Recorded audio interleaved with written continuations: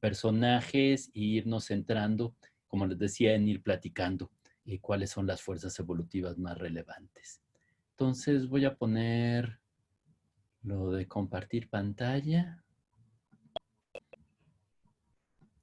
y...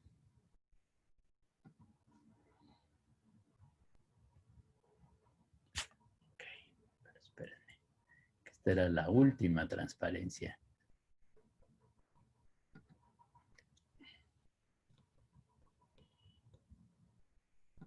Ok,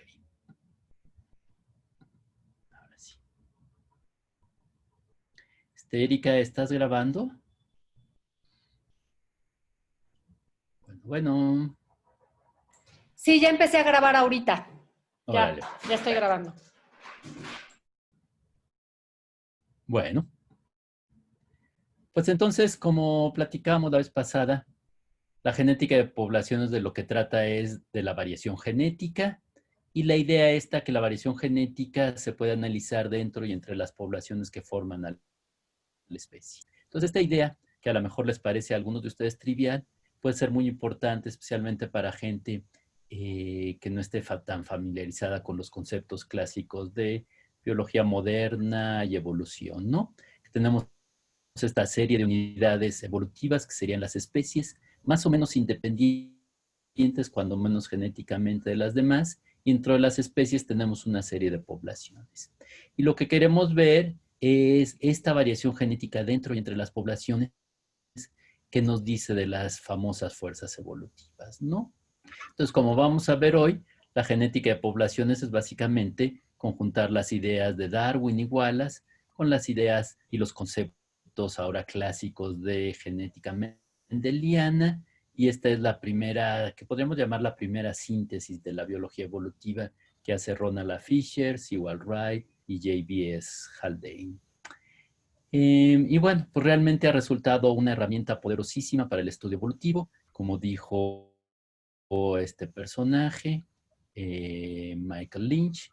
Nada en la evolución tiene sentido actualmente si no lo vemos a la luz de la genética de poblaciones, que está pues utilizando la idea clásica de Dobzhansky, ¿no? De nada en biología, sentido, tiene relevancia si no es a la luz de la evolución, ¿no? Y bueno, entonces ciertamente lo que quisiéramos al final es entender toda la biología evolutiva. Y en la biología evolutiva y los problemas clásicos de la biología evolutiva es entender por qué los organismos se ajustan también al ambiente donde viven, la adaptación y la gran diversidad de especies que hay y que han existido en la Tierra, ¿no? Bueno, la genética de poblaciones inicialmente trabajaba con un solo gen, con dos alelos, y posteriormente se comenzó a trabajar con varios genes, con más de dos alelos, etcétera. Y como vamos a ver en las siguientes clases, hoy voy a introducir un poco algunas ideas. Eh, el modelo básico para trabajar con la genética de poblaciones es a partir del famoso equilibrio de Hardy-Weinberg, ¿no? Ahora, el equilibrio de Hardy-Weinberg lo que nos dice es qué pasa cuando no pasa nada, cuando no actúa ninguna de las otras fuerzas evolutivas, como son el flujo génico, la deriva génica, la mutación y la selección, ¿sí? Y bueno, los desarrollos de la teoría de la genética de poblaciones más modernos básicamente han sido tratar de hacer modelos más realistas, que por ejemplo fue lo que comenzó a tratar de hacer Lewontin, tratando de tomar en cuenta el ligamiento de los genes, la selección en distintas partes de estos cromosomas y cómo afectaría el resto de la variación genética, problemas y métodos que se han vuelto absolutamente centrales en la biología evolutiva moderna, ¿no? Bueno, entonces la idea es que estos datos más complejos nos permiten no solo describir la variación, sino comenzar a entender la historia evolutiva más finamente de las poblaciones, tanto cómo han sido los procesos selectivos en el pasado más o menos reciente, más o menos profundo, y los distintos patrones demográficos. Básicamente por demografía queremos entender cómo crecen o decrecen las poblaciones y también un poco el flujo génico, cómo han estado conectados, cómo han sido los tamaños poblacionales, cómo han sido los tamaños efectivos, cómo procesos de selección han afectado esta variación genética y el análisis ya explícito esta variación genética en términos geográficos, no solo que hay muchas poblaciones, sino que tan lejanas quedan unas de otras y temporales, como ha ido cambiando el tiempo. Y esto a veces lo analizamos, como veíamos, en otra subdisciplina que sería la filogeografía. Bueno, los objetivos del curso entonces son conocer, entender la teoría de la genética de poblaciones, sus lógicas, sus principios, poder aplicar estos principios en diseñar, evaluar y realizar estudios, ¿sí? Entonces, en el curso vamos a revisar las bases clásicas, llegar a comprender algunos de los desarrollos más recientes, como la teoría de la coalescencia, y vamos a analizar, discutir, interpretar los patrones empíricos en particular, de todo tipo de organismos, desde bacterias y hongos, hasta plantas y animales y aún de virus, ¿no? Como veíamos, son 9 temas. Se espera que los alumnos lean y hagan ensayos de los diferentes temas y hagan los problemas, ejercicios. ¿Se acuerdan que ya les dejé un primer ensayo? Mencionábamos que en principio vamos a tener 3 exámenes que contarían cada uno el 15% de la calificación final y un trabajo semestral sobre genética de poblaciones, participación y asistencia al curso y tareas prácticas y lecturas que serían el 25% del curso, ¿no? Bueno, el trabajo semestral, como ya les decía, lo que queremos es que analicen los datos y que nos demuestren al analizar lo que aprendieron y en particular no solo que sean utilizar los datos, sino especialmente interpretarlos, ¿no? Que sea un trabajo breve, unas 10 cuartillas, en formato de revista científica, y espero que podamos exponerlo y discutirlo entre todos, ¿no? Bueno, la clase es martes y jueves de 3:30 a 5:30. Y pues les platicaba que lo que quisiera es que sepan algo de genética y evolución y que tengan mucho entusiasmo. Bueno, el libro de texto, creo que ya lo vieron, es el Hedrick, aquí está la 4ª edición. Como les decía, es un libro tote y lo vamos a tener que leer completo, ¿no? Aquí está Phil Hedrick con el doctor Minkley y Jim Elser cuando comenzábamos el proyecto con Valeria Sousa de Cuatro Ciénegas. Y bueno, les mencionaba otras referencias que pueden ser interesantes, pueden ser útiles, pero en realidad hay muchísimos libros de texto y ya actualmente información en el Internet. De hecho, hasta en la Wikipedia encontramos información relevante. Por ejemplo, cómo interpretar la D de Tajima, etcétera, tiene buenos cuadros.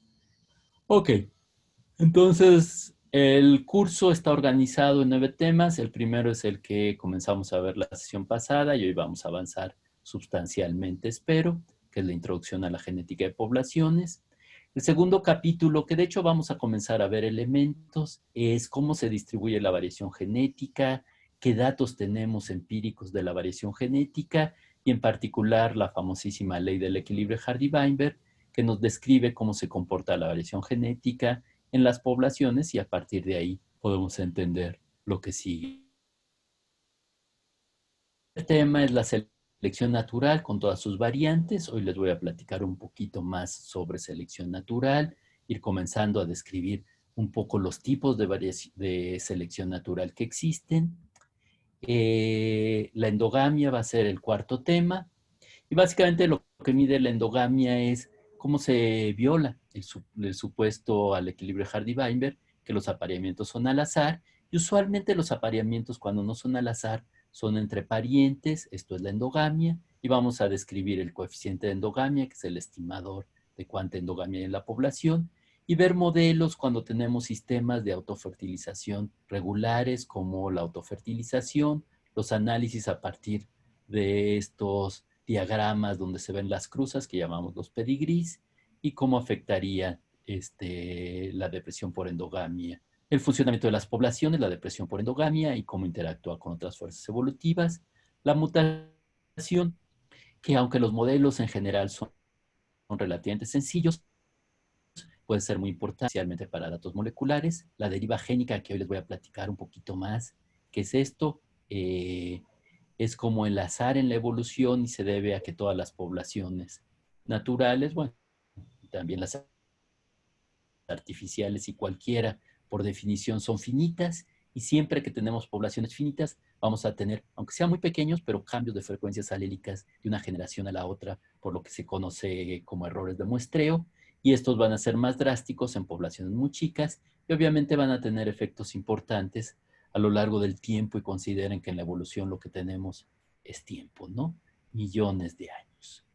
Luego el flujo génico, que conecta a las poblaciones entre sí, cómo las puede homogenizar, pero también introducir variación genética, cómo va a interactuar con otras fuerzas evolutivas, en particular deriva génica y selección.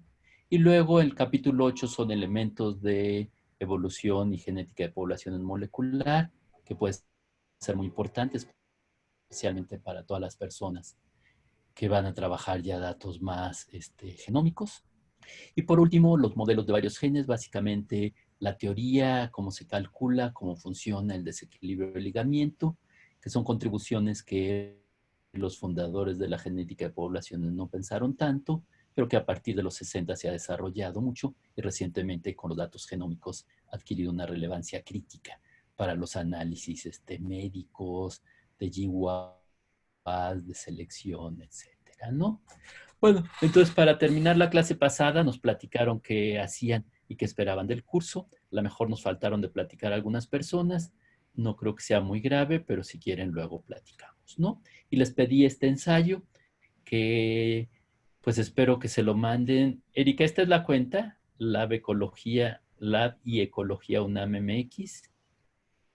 Entonces, Esa es la cuenta y ya me han mandado varios. ok, Bastante. entonces mándenlos hoy, tal vez mañana, para que ya comencemos nosotros a ver cuáles de ustedes ya están activos y especialmente calificar, que como se imaginarán, calificar 50 personas no va a ser trivial y tenemos que encontrar el algoritmo para resolver esto. Estamos pensando en varias opciones. Pero bueno, luego platicamos sobre eso. Ahorita nada más, acabando la clase, los que no lo hayan mandado, mándenlo, porque pues entre más tarde lleguen, pues se los vamos a aceptar con algún descuento sobre la calificación, etcétera, ¿no? Bueno, entonces, vamos a comenzar ahora sí con más cuidado el tema 1, en particular los objetivos, metas, algunas ideas sobre la genética de poblaciones. Muchas de las ideas que vamos a ver vienen en el capítulo 1 del GEDRIC, y de hecho les voy a pedir, ya les había pedido, que comiencen a leer el capítulo 1 y les voy a pedir otro ensayo alrededor de ese capítulo al terminar la clase, si no recuérdenme. Y vamos a comenzar con la historia de la genética de poblaciones. Implícitamente vamos a comenzar con el punto 3, un repaso de genética clásica y molecular, ¿no? Entonces, el material genético o realmente los genomas. Bueno, en el material genético, en los genomas, tenemos un archivo de toda la historia de la vida. Pero como a veces les digo, está toda la información, pero hay parte de la información que se ha perdido, hay parte de la información que está dispersa, hay parte de la información que todavía no sabemos descifrar, hay parte de la información que ha sufrido una serie de cambios. Entonces yo digo que es como una biblioteca medieval gigantesca, donde tenemos manuscritos que se han perdido, manuscritos que se han revuelto, a veces les faltaba papel y raspan partes de los manuscritos, otros de los manuscritos nadie entiende la letra con la que se escribió o está en idiomas que se ha perdido. Entonces está toda la información, pero necesitamos un trabajo muy detallado y teoría para extraerla y para usarla hasta sus últimas consecuencias, digamos, ¿no? Esto es muy interesante porque al principio la gente creía que había información, se comenzó a pensar ideas muy generales como reconstrucciones filogenéticas o antes de las reconstrucciones filogenéticas, simple y sencillamente ver el parecido entre las secuencias y decir, bueno, pues los que se parecen más deben de estar evolutivamente más relacionados. Luego se comenzó a pensar en ideas de reloj molecular, pero actualmente con métodos tipo coalescencia, con simulaciones, podemos extraer muchísima información sobre no solo cosas muy generales, sino la historia evolutiva fina de las poblaciones, de las especies, de los procesos selectivos, de sus tamaños efectivos, de cómo es y cómo fue el flujo génico en el pasado, etcétera, ¿no? Entonces, esto es lo que pongo aquí. Con este archivo, aunque sea caótico y con la teoría evolutiva, con buenos datos y muestreo y análisis estadísticos, podremos nuestros dos objetivos, ¿no? Reconstruir el proceso evolutivo y no solo reconstruirlo en términos generales, sino entender el papel relativo de las fuerzas, la controversia de siempre, qué tan importante es el azar, la deriva génica contra la parte adaptativa, la selección, y cómo esto ha modelado la gran diversidad que tenemos y las adaptaciones. ¿Ok? Entonces, la genética de poblaciones, y no es que seamos obsesivos, pero es lo que se necesita, necesitamos analizar la variación genética, ¿no? Entonces, este es el primer paso de cualquier estudio evolutivo decente, válido, moderno, es saber cuánta variación hay en nuestra población, cuánta variación hay en el carácter que queremos estudiar, cuánto del carácter que estamos midiendo tiene bases genéticas, porque puede suceder que encontramos cosas variables, pero no necesariamente tienen variación genética, simple y sencillamente se debe a variación geográfica, por ejemplo, el tamaño en plantas, o sea, a lo mejor veo mucha variación, pero a lo mejor se debe a que hay plantas que viven en lugares más húmedos, con más suelo, o en condiciones climáticas más estables que otros, ¿no? Entonces, si no hay variación, no puede actuar las fuerzas evolutivas, ¿no? Esto es algo importante, suena a lo mejor un poco trivial, pero si no hay variación, no puede haber evolución. Entonces, el primer paso, como decía Dobzhansky, la evolución es el cambio en las frecuencias alélicas, ¿no? Según el tipo de variación, vamos a tener que la evolución puede ser adaptativa, dada por selección natural, o neutra, que estaría dada por el balance entre la deriva génica y la mutación, ¿no? Entonces, nos interesa mucho, pues además de que haya variación, saber, a ver, pero este gen particular, que es muy distinto a los demás, si es muy distinto a los demás y tiene más o menos diferenciación que los otros genes, lo que nos sugiere es que ha habido selección natural. ¿Sí ven? Entonces, esta idea, que puede sonar trivial, ha sido absolutamente crítica para el desarrollo de la genética de poblaciones moderna y para todas las pruebas que ahora, o la mayoría, se realizan para tratar de detectar selección natural, ¿no? Y ahora sí, viendo cómo se distribuye la variación dentro y entre las poblaciones, podemos inferir las fuerzas evolutivas. Richard Lewontin, un investigador que ha tenido muchísima influencia en toda la biología evolutiva, en su libro del 73 dudaba que íbamos a poder de veras extraer lo que queremos de la variación genética. De hecho, hasta se burlaba y decía, bueno, lo que no nos interesa lo podemos medir y lo que nos interesa no lo podemos medir y esto va a ser el némesis de la biología evolutiva. Bueno, pues parece que estaba equivocado y parece que hay suficiente variación genética, suficiente señal en nuestro archivo de la historia evolutiva para descifrar qué ha sucedido. Entonces, cada día bueno, yo en lo particular, pero los biólogos evolutivos estamos muy entusiasmados sobre hasta dónde podemos llegar, ¿no? Bueno, obviamente, como ya habíamos mencionado en la clase pasada, la evolución es central para formación. Sin la evolución, la biología se reduce a una colección más o menos inconexa de anécdotas, ¿no? Es como estas enciclopedias de todos los hechos inútiles del universo, ¿no? Hasta que no tengamos una teoría de la evolución y entre más finos sean los patrones que sabemos de la historia evolutiva, vamos a poder conectar, descifrar, interpretar la mayor parte de esta variación, ¿no? Y la forma de entender esto, yo estoy seguro que, como dijo el doctor Lynch, esto es a través de la genética de poblaciones, ¿no? Bueno, además con los nuevos métodos de secuenciación, con chips y otras estrategias, se está acumulando una cantidad impresionante de información. Entonces, eso está bien por un lado, aunque por el otro, para muchas cosas hay tanta información que yo siento que ni siquiera tenemos tiempo. Y se ha analizado muchísima de la información que ya está en los bancos de datos, en los repositorios asociados a los artículos científicos. Sin embargo, pues igual mucha de esa información no son las preguntas que nosotros queremos estudiar. Entonces yo creo que un enfoque válido es utilizar la información que está ya disponible, pero también generar nueva información, especialmente para un país como México, tan diverso que hay muchas especies que ni siquiera hemos comenzado a estudiar, ni siquiera su historia natural, mucho menos su ecología detallada y cuanto menos su genética de poblaciones, ¿no? Ahora, si ven esta figurita tiene bastante información ahí metida, ¿sí? Entonces viene primero una posible definición de la genética de poblaciones. La genética de poblaciones es la disciplina que trata de analizar la variación genética en las poblaciones dentro de las especies, que es lo que les he estado mencionando.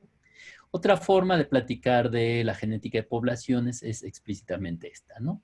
Es el estudio de las fuerzas evolutivas que cambian a las especies en el tiempo, y por fuerzas evolutivas, ¿se acuerdan? Otra vez son la deriva génica, la selección, la mutación, el flujo génico, la endogamia y tal vez otros procesos. Una forma de ver la genética de poblaciones es como la intersección de estas disciplinas de la biología, la ecología, la evolución y la genética, ¿no? Entonces, la ecología, ¿de qué trata? Pues básicamente es el estudio de la distribución y abundancia de los organismos o las fuerzas, procesos, interacciones que determinan la distribución, la abundancia de las poblaciones, de las especies, de los ecosistemas. Entonces, es lo que vemos en nuestro Instituto de Ecología. De alguna forma es como la historia natural científica, ¿no?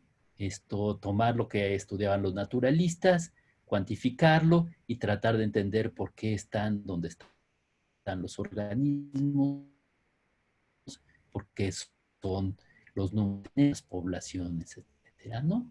Evolución, ya la tratamos de definir, es el estudio del cambio molecular, por qué están tan adaptados y por qué hay tantas especies, ¿no? Y la genética, sería el estudio del material hereditario, el estudio de por qué se parecen los hijos a sus progenitores, el estudio del DNA, etcétera, ¿no? Entonces, miren, en la genética de poblaciones necesitamos elementos de ecología, el muestreo, las ideas de poblaciones, todas las ideas de evolución, y por otro lado, todos nuestros marcadores genéticos, cómo funcionan. Y por ahí tenemos otras áreas divertidas, por ejemplo, entre ecología genética, tenemos la ecología molecular, que es el uso de marcadores genéticos para resolver problemas ecológicos, y algunos de esos los analizamos con métodos de la genética de poblaciones, ¿no? Por ejemplo, en una población de aves, ¿no? Los nidos, los huevos que están ahí puestos, los pollos que salen de esos huevos, cuántos de estos casos la mamá es la mamá, casi todos los casos, rara vez alguna hembra pone los huevos en otro nido, pero también sucede, pero muchas veces muchos de los que creen que son los papás y están ayudando en el nido, no son los papás genéticos, ¿no? Entonces esto puede tener consecuencias evolutivas muy interesantes, ¿no? Entonces todos esos marcadores de ver las relaciones, etcétera, sería la ecología molecular. Por otro lado, tendríamos toda la ecología evolutiva, todo lo que hacemos en nuestro departamento de ecología evolutiva, distintos problemas en la interfaz entre la evolución y la ecología, que vamos a ver muchas veces en este curso.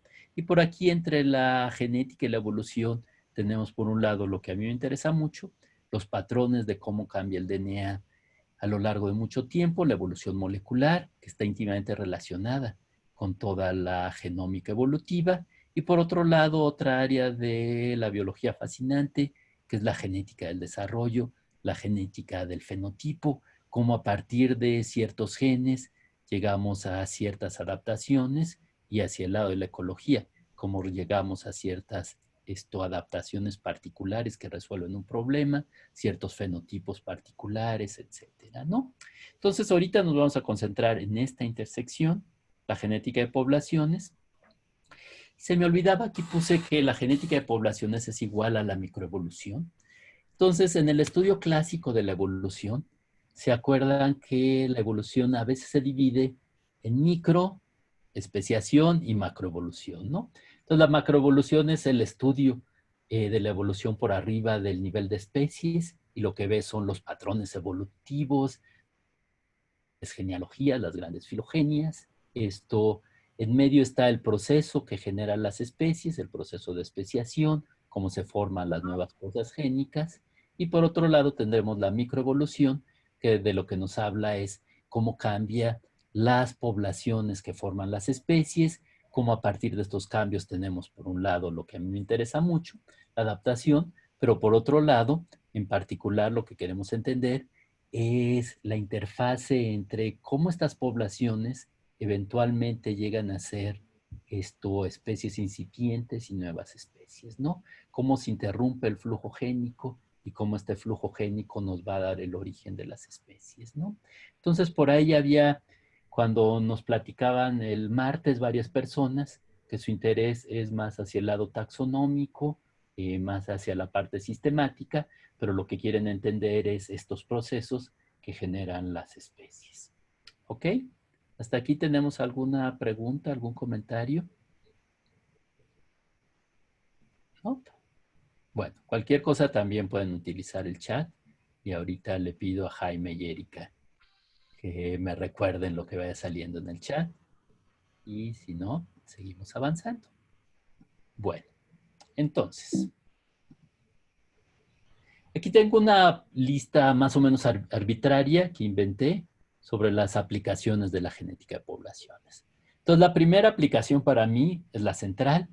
Yo soy un biólogo evolutivo y a mí lo que me interesa es entender el proceso evolutivo, ¿no? Cómo cambian los organismos, cómo tenemos otra vez la adaptación y la especiación.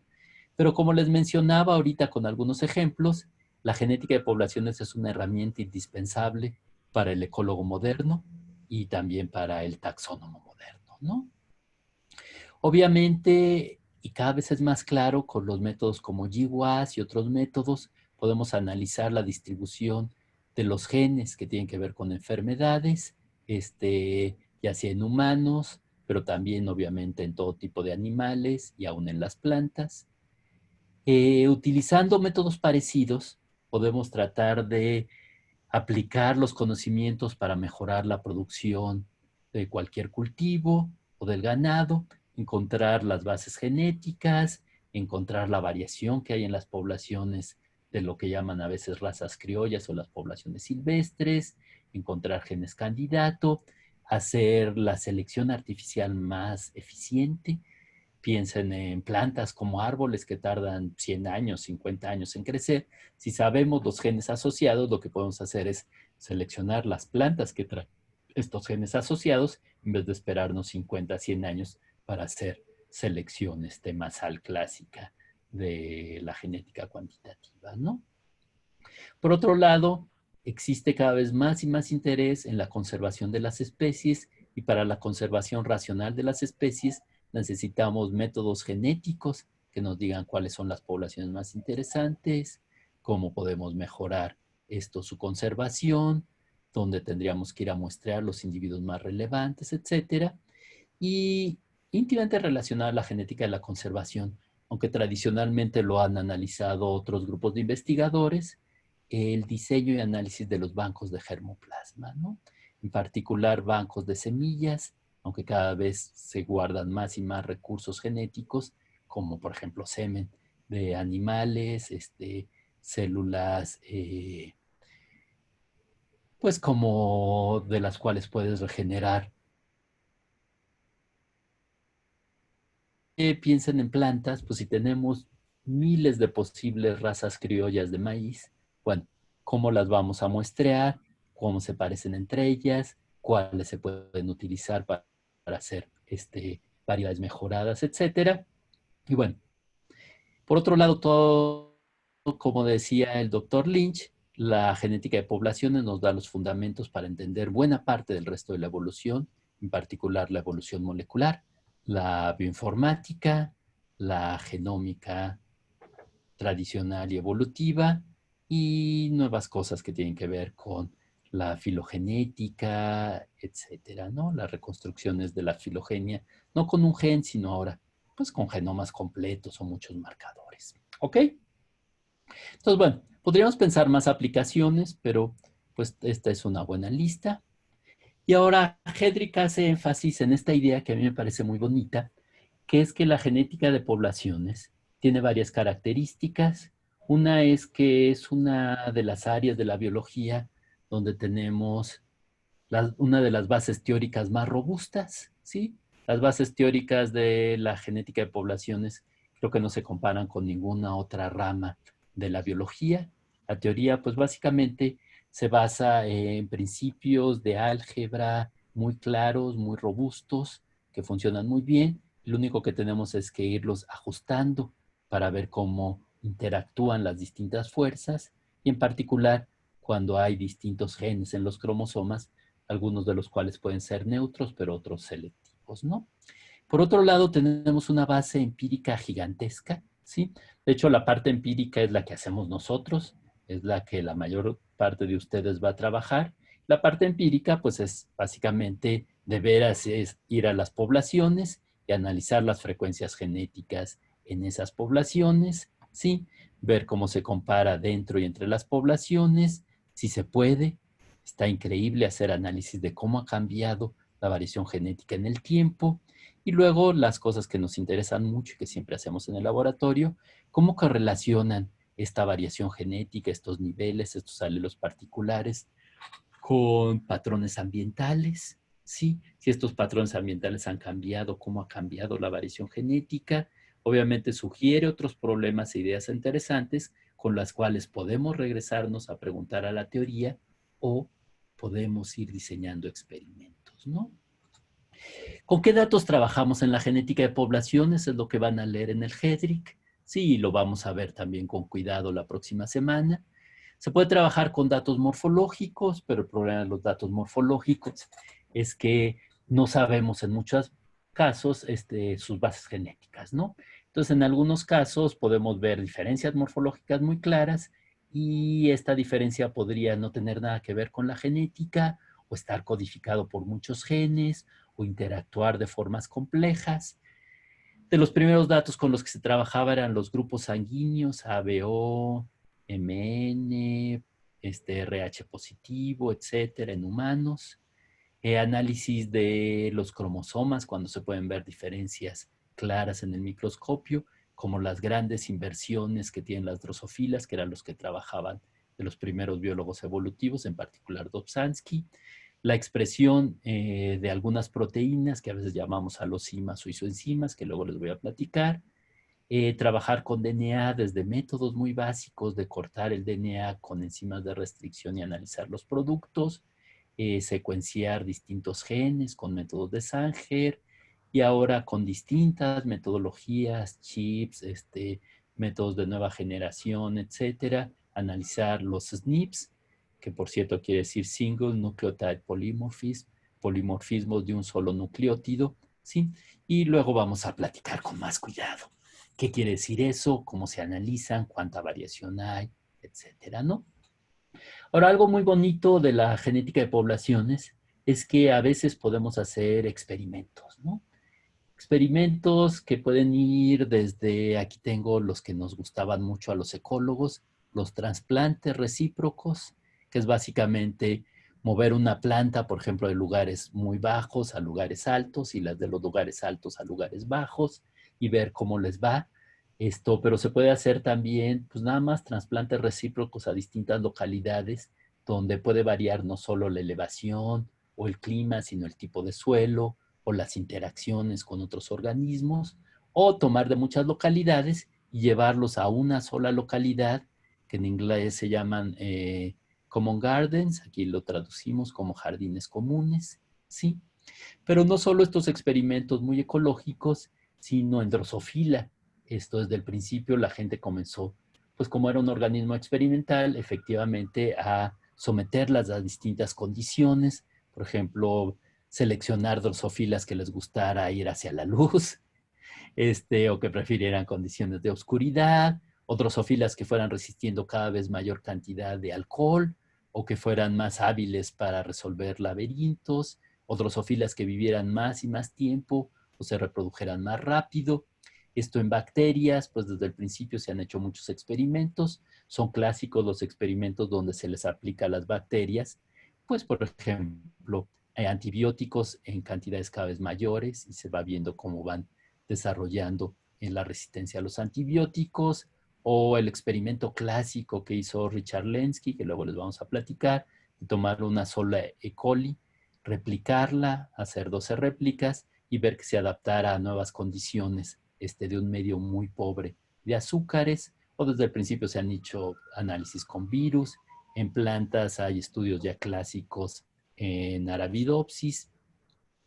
Y no solo estos experimentos de este estilo, sino lo que llaman los biólogos moleculares un experimento, que es, por ejemplo, con los métodos que vamos a ver para detectar selección natural, hacer experimentos para ver, bueno, este gen tú crees que tiene que ver con la resistencia al frío, pues vamos a hacerle una mutación para que ya no funcione y ver si la planta se muere cuando lo pones en condiciones frías, o le muevo este gen a una planta que no aguanta las condiciones frías, a ver si sobrevive en las condiciones frías, etcétera, ¿no? Todo este tipo de ingeniería genética que mucho tiempo se hizo con muchos esfuerzos, pero cada vez están desarrollando estos métodos de CRISPR, etcétera, para hacer mejor esta parte experimental, que es pues una biología molecular muy clásica y que algún día vamos a tener que comenzar a trabajar con más cuidado en el laboratorio, porque tenemos listas gigantescas ahora de genes candidato, pero estaría bien saber si de veras son los blancos de la selección natural, ¿no? Ahora, la parte teórica. La parte teórica, pues es, por un lado, el origen de la genética de poblaciones, ¿sí? Los modelos adecuados, y estos modelos se pueden ajustar para las características particulares de tus datos empíricos, ¿sí? De tus datos experimentales, se afina en los datos, obviamente, reales de las poblaciones, y de hecho, si se ponen a pensarlo, los que conozcan la historia, la teoría neutra de la evolución molecular es un ejemplo excelente de esto, ¿no? Al principio no creíamos que la mayor parte de la variación genética fuera a ser neutra, pero los primeros datos de tasas de sustitución, niveles de variación genética, le sugirieron al doctor Kimura que seguramente buena parte del material genético era neutro y cómo podríamos ajustar esto para estimar mejor la evolución de las poblaciones naturales, ¿no? Bueno, ahora vamos a platicar un poco sobre algunos aspectos de historia. ¿Hasta aquí alguna pregunta o comentario? Yo sí tengo una pregunta. Dime tu nombre. Soy Lucero. Hola, Lucero. Platica. Hola, cuando dijo de los transportes recíprocos y que llevaban plantas de un lugar a otro, o sea, agarraba una planta en la naturaleza y la llevaba a otro punto en la naturaleza y ya lo que le pasara. Sí, estos son unos experimentos clásicos que hicieron el grupo de investigadores de Stanford, en California. Entonces ves que en California tenemos, pues obviamente desde el nivel del mar y rápido llegan a las montañas, a la Sierra Nevada de California, etcétera. Entonces lo que hacían era realmente eso, tomar plantas de distintas elevaciones y moverlas, la planta, a veces los adultos, a veces nada más las semillas, y veían cómo les iba, ¿no? Entonces, la idea es que las plantas de lugares muy altos estaban adaptados a las condiciones de elevada elevación, pero lo interesante es que luego las de lugares muy altos crecían muy bien abajo, crecían más o menos arriba, pero las de lugares muy bajos prácticamente no podían sobrevivir, ¿no? Mi amigo, esta parte histórica de, pues como la genética de población, es lo que él llama la ecología genética. Si quieres darle una revisada, si te interesa mucho el tema. Pero sí, es como la parte prehistórica de la genética de poblaciones, ¿no? Como ahorita les voy a mencionar, la teoría de la genética de poblaciones estaba bien desarrollada, pero prácticamente no teníamos datos para trabajar con ella, ¿no? Entonces la gente estaba pensando, bueno, ¿cómo podemos demostrar la adaptación local? Y eso era lo que hacían, ¿no? Lo que hacemos nosotros muchas veces es cosas más sencillas, no tener tantos jardines comunes, pero sí tener algunas parcelas experimentales.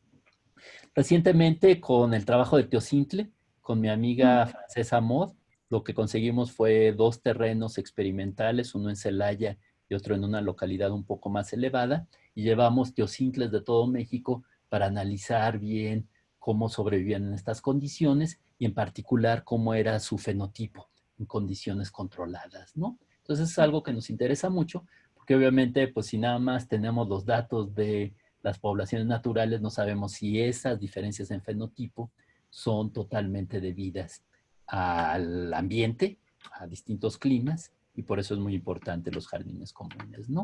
Lo malo es que, por ejemplo, mi amigo, doctor Juan Pablo Jaramillo, que trabaja oyameles, pues se queja mucho que no hay plantaciones en México de oyameles, y y pues, ok, los forestales ven muchas diferencias entre las localidades, pero igual se debe totalmente al ambiente, ¿no?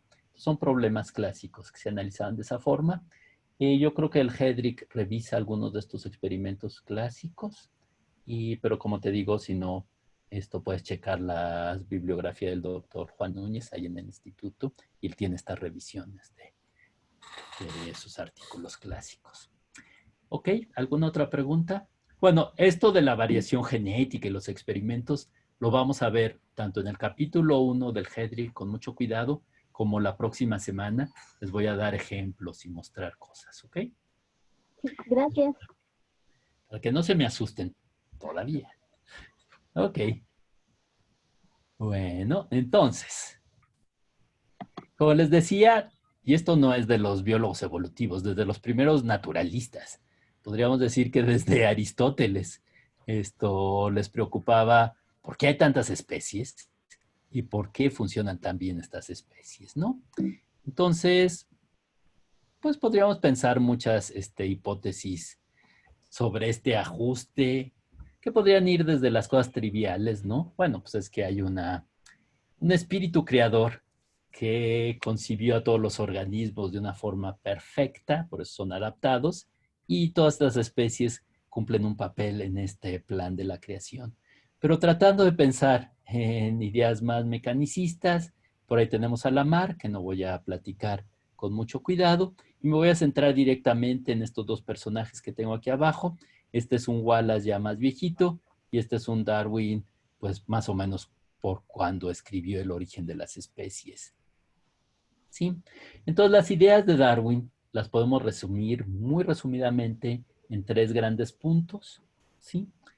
Las ideas de Darwin, según yo, las más importantes, la primera es que todos los organismos, todos, plantas, animales, bueno, Darwin no visualizaba bien a las bacterias, hongos, etcétera, estamos relacionados en el gran árbol de la vida. ¿Se acuerdan de su famosísimo dibujito de I Think, que está en todo tipo de camisetas, etcétera?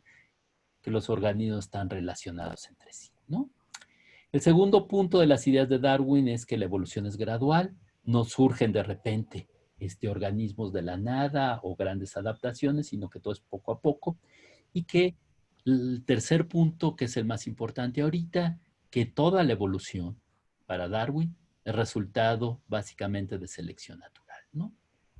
Tanto la diversidad de especies como la adaptación para Darwin son resultado de la selección natural. Los dos primeros puntos realmente casi todos los científicos más o menos ya los habían pensado. Entonces, cuando surge el libro de Darwin, El origen de la vida, los aceptan sin mayor problema. Pero lo que ha preocupado a muchos científicos y le sigue preocupando a gente es que no se creen lo de la selección natural. ¿Cómo tenemos toda esta diversidad por un proceso que es más bien destructivo, ¿no? La eliminación de los organismos menos aptos, ¿no? Entonces, vamos a ver que lo que sucede es que la selección natural interactúa con las otras fuerzas evolutivas y eso es lo que nos va a ir llevando a la selección natural, pero platiquemos un poco más de estas ideas, ¿no? Bueno, entonces la selección natural la vamos a analizar con cuidado, la vamos a cuantificar. En términos generales, para Darwin y también para Wallace, la selección natural podríamos pensar que tiene estos cuatro pasos, ¿sí? Primero, y otra vez nos remitimos, hay variación en las poblaciones naturales, ¿no? Existe variación, ¿sí? Y aquí puse unos pinzones de Darwin. Piensen que estos pinzones es la variación que tenemos en una población, ¿sí? Desde picos gordísimos hasta picos muy finitos, ¿no? Entonces hay variación. Luego, esta variación tiene que ver con el funcionamiento de los organismos y es heredable, ¿sí? Podemos tener variación que no tenga nada que ver con el funcionamiento. Por ejemplo, que tengamos vacas pintas, vacas negras, vacas cafés. Pues a lo mejor no tiene nada que ver actualmente con el funcionamiento de las vacas y sería un carácter neutro y estaría cambiando por deriva génica. Pero el pico, ¿por qué se les ocurre que el pico puede ser importante para un pájaro? ¿Alguna idea, aunque sea muy silvestre? Porque comen con el pico. Cuando comen con el pico, pero esa cuál sería la relevancia, porque pues tienes pico, de todas formas Para comes, ¿no? poder Los alimentarse de diferentes las hábitos diversas. alimenticios. Exacto. Entonces es un poco caótico así por Zoom, pero vamos bien. O sea, la idea de los pinzones de Darwin es que en particular los picos muy gordos te permiten romper semillas muy duras. Los picos más chicos, en cambio, de hecho los que tienen picos más chicos luego son insectívoros, pero piensen que todos comen semillas. Los picos más pequeños te permiten manipular semillas más eficientemente, tal vez más chicas, ¿sí? Y extraerlas a veces. Entonces, cada pico obviamente te habla de adaptaciones distintas, pero por ejemplo en las Galápagos se ha visto que en los años muy secos todo el mundo se puede comer las semillas chicas y al final las únicas que quedan son las más grandes, ¿sí? Entonces, ¿qué pasa después de varios años muy secos? ¿Se imaginan? Los que van sobreviviendo son los pinzones que tienen los picos más y más gordos, ¿no? Entonces, aquí tendríamos variación, tamaño de pico, que tiene que ver con el funcionamiento y la idea es que esta variación tiene bases genéticas, ¿no?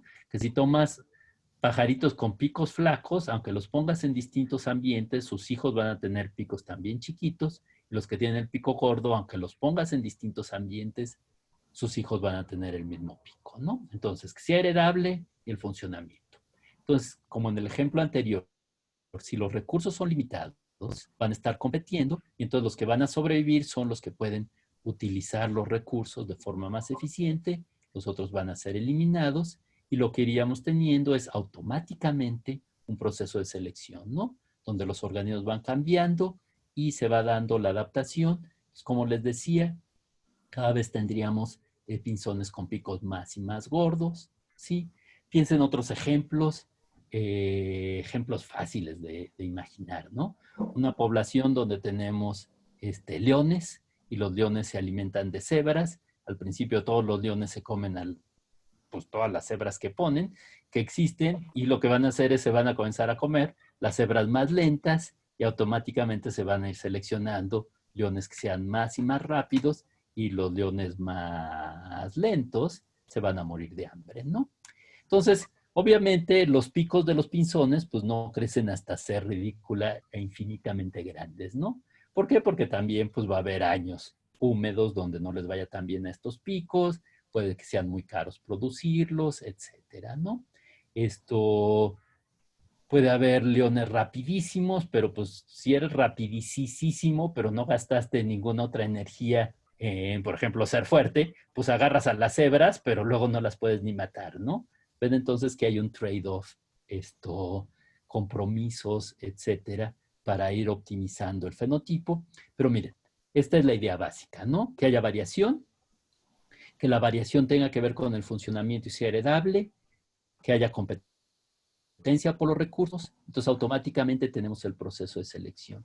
Y lo bonito de este proceso de selección, siempre que haya variación y tenga que ver con el funcionamiento, tenemos un proceso de selección natural que puede darse también en cosas que ni siquiera estén vivas, ¿sí?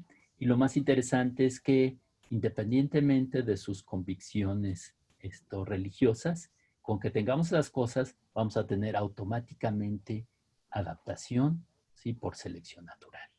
¿Ok? Entonces a mí me parece una idea francamente fascinante. A veces nos puede parecer en momentos obvia, pero realmente nadie la había pensado, cuantificado, puesto claro antes de Darwin, ¿no? Aquí mi alumno Enrique Chamber me hizo el favor de hacer un dibujito con conejitos. ¿Sí ven? Conejos blancos y conejos negros.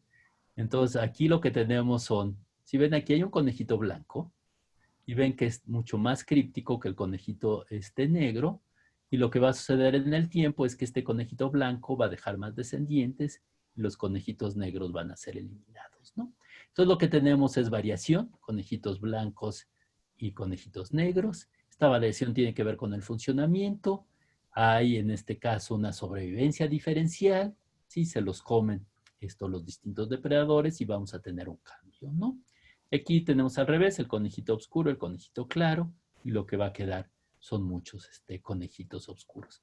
Entonces, las diferencias en el funcionamiento pueden tener que ver con competencia directamente por recursos o pueden estar mediados por una tercera especie, en este caso un depredador, pero el asunto es el mismo, vamos a tener automáticamente un proceso en el cual se utiliza la variación genética para llegar a la adaptación. ¿Sí ven? Entonces, esta es la parte fundamental de las ideas de Darwin, que la variación en las poblaciones naturales y la variación genética con bases genéticas va a ser la gasolina del proceso evolutivo. ¿Se dan cuenta?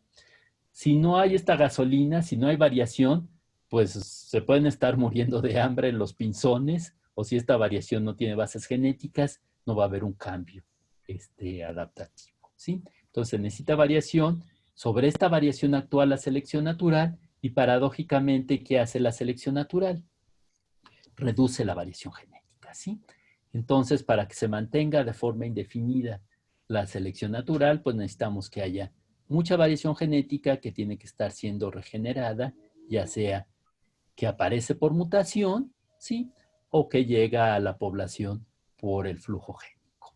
Entonces, así vamos viendo cómo van interactuando las distintas fuerzas evolutivas, ¿ok? Bueno, entonces Darwin y Wallace tienen varias contribuciones muy importantes. Una es que se fijan en la variación. Los naturalistas tradicionales que tenían una formación como de taxónomo, muchas veces los taxónomos lo que quieren es encontrar el ejemplar tipo de la población, ¿no? El ejemplar que define lo más característico de la población y no toman en cuenta toda la variación. Entonces, lo que tienen Darwin, Wallace y los naturalistas que lo siguieron fue como un cambio de paradigma, pensar en la variación que existía en las poblaciones. Y por otro lado, lo que pensaban era que esta variación tenía que existir no solo en la especie en total, sino dentro de cada una de las poblaciones. Comenzar a pensar en poblaciones y es de hecho pues uno de los orígenes de la ecología moderna, de toda la ecología de poblaciones que viene a dar la ecología evolutiva, ¿no? El proceso es gradual, ¿sí? Y por esta gradual efecto de la selección natural, Darwin también creía que se iba dando la divergencia entre las poblaciones, ¿no? Entonces, miren, acá abajito, si ven, tengo este diagrama. No sé si sepan, pero el origen de las especies, el original, no tiene miles de grabaditos de colibríes y animalitos como nos los venden actualmente. Nada más viene este dibujo que lo que muestra son distintos linajes y la idea es que en cada uno de estos linajes hay luego distintas formas de linaje y lo que va a quedar son los linajes más divergentes entre sí. Entonces lo que trataba de mostrar Darwin es que tenemos muchos linajes que de alguna forma compiten y por esta competencia, por esta selección natural entre las poblaciones, se va a ir dando la divergencia y la especiación, si quieren, y el origen ahora sí de las especies, ¿no? No sé si han oído que la gente luego se queja que el origen de las especies no trata del origen de las especies, sino trata del origen de la selección natural y de la adaptación, pero para Darwin todo el proceso evolutivo era consecuencia de la selección natural. Los que sepan más se darán cuenta que es un poco más complicado, pero esto era nada más para mostrar las ideas darwinianas clásicas, ¿no? Bueno, ¿ok? Bueno, entonces Darwin tiene muy claras las ideas de poblaciones, pero en particular, bueno, también para Wallace, les faltan dos cosas, ¿sí? Les falta toda la base genética y el desarrollo cuantitativo, ¿sí? Darwin se queja en sus biografía y muchas veces que a duras penas sabía sumar y restar, ¿no? O sea, que realmente las cosas que ahorita consideramos como la estadística, bueno, ni estaban desarrolladas, pero a él le costaba mucho trabajo desde calcular en algunos de sus libros, por ejemplo, la media, que que calculaban distintas gentes, siempre decía, ah, bueno, mi hijo Leonardo, mi hijo tal, me ayudó a hacer estas cuentas complicadísimas, que decíamos, pues no eran tan complicadas, ¿no? Entonces Darwin, a pesar de que era un genio, no necesariamente tenía un pensamiento cuantitativo tan claro como muchos de los biólogos que lo siguieron, pero en particular el problema de la herencia era muy grave, ¿no? Darwin pensaba nebulosamente en modelos estilo mezcla de sangre, pero sus críticos le dijeron, bueno, si se mezclan las distintas características del papá y la mamá, los hijos van a ser intermedios y ya se perdió esta variación genética, si quieren, ¿no? Entonces, para tratar de conservar la variación genética, inventó modelos complicadísimos. Aquí lo tengo, el modelo hipotético de las gémulas, que ni lo vamos a ver, porque eran complicadísimos y realmente pues no tenían bases biológicas, ¿no? Y él también creía que podía haber cierta herencia de caracteres adquiridos, que a veces llamamos herencia lamarckiana. Entonces, no estamos aquí para hablar mal de Darwin, sino para hablar bien. Entonces, ya no voy a decir más de eso. Y lo importante es esto, que al mismo tiempo que trabajaba Darwin, Mendel había hecho ya sus famosas cruzas de los chícharos y había demostrado que cuando menos para las características de color de flor, de las semillas rugosas y lisas, de distintas características, estas características se heredaban de forma discreta y aunque son terminología y análisis complicados, básicamente lo importante está aquí resumido, ¿no? Que la mayor parte de los organismos somos diploides, una copia viene de nuestro papá, otra de nuestra mamá, ¿sí? Que tenemos entonces dos copias, dos alelos distintos, ¿sí? Los dos pueden tener el mismo alelo, entonces tendríamos homózigos de un tipo u homózigos de otro tipo, y por otro lado también tenemos individuos heterózigos y tenemos entonces el genotipo y un fenotipo, ¿no? El fenotipo va a depender si los alelos son dominantes y recesivos entre sí o son intermedios codominantes, ¿no? Entonces, bueno, esto vamos a regresar luego a estas ideas. Entonces, ¿qué pasa? La famosa leyenda que nunca he podido comprobar es que Mendel le mandó su estudio a Darwin y Darwin lo echó por ahí en su librero y que nunca ni siquiera lo abrió. Y saben que no lo abrió porque encontraron el artículo, pero muchos de estos artículos había que separar las hojas, eran de pliegos grandes que estaban doblados y la gente los abría con un abrecartas. Entonces, tenía por ahí las cosas de Mendel, pero si revisaran los artículos originales de Mendel, aunque ahí está la información, no es obvia, no está en los términos que ahora los conocemos, y Mendel básicamente era de una escuela que se llamaban los hibridicistas, gente que lo que hacía eran como personas que les gustaba mucho la horticultura y lo que querían era obtener nuevas variedades, entender cómo las distintas características de los chícharos, frijoles o florecitas con los que trabajaban se heredaban. Y yo siento la impresión que no le dieron la generalidad a estas cosas y tomó pues como 30 años hasta por 1900, cuando la gente con distintos estudios, principalmente otra vez en plantas, redescubren las leyes de Mendel y por ahí había gente que leía bien alemán y al estar tratando de publicar los artículos, un revisor les dijo, oigan, pero esto se parece a algo que había dicho Mendel. Entonces ahora sí que los obligan a citar a Mendel y entonces tenemos un proceso en el cual todo mundo quiere repetir las cruzas de Mendel con distintos organismos y tenemos un origen o un segundo origen de biología experimental, pero curiosamente, como ahorita les voy a explicar, los primeros genetistas no le creyeron a Darwin, ¿no? Los primeros genetistas, este es un buen ejemplo, Hugo de Vries es uno de los redescubridores de las leyes de Mendel. Él era holandés, aunque publicaba en alemán, leía bien alemán, y este es uno de sus libros, salió en 1901, La teoría de las mutaciones, y él creía que, ok, la genética mendeliana dominaba la herencia de los caracteres, pero él había cruzado unas plantitas o enoteras, que son unas florecitas relativamente chiquitas, plantas chiquitas, y al hacer la cruza, de la cruza le salían estas plantas gigantescas, que él dijo, wow, esto es como sucede la evolución. De cosas chiquitas tenemos una macromutación y tenemos unas megaplantas, ¿no? Actualmente sabemos que esta planta que él llamó Oenotera lamarckiana no era una mutación, sino al hacerse la cruza, tenían distintos números cromosómicos, se rearreglaban los cromosomas y se obtenía un fenotipo distinto, ¿no? Sin embargo, estas personas, los primeros genetistas, creían que la evolución no sucedía de forma gradual y por selección natural, sino surgía por estas grandes mutaciones, ¿no? Entonces, esta idea suena interesante. Las mutaciones son cambios. Estamos viendo que aparecen estos mutantes y esta teoría, pues ven que es muy afín a la teoría de todo tipo de películas de ciencia ficción, X-Men, etcétera, ¿no? Que el siguiente paso de la evolución son estos mutantes con superpoderes, ¿no?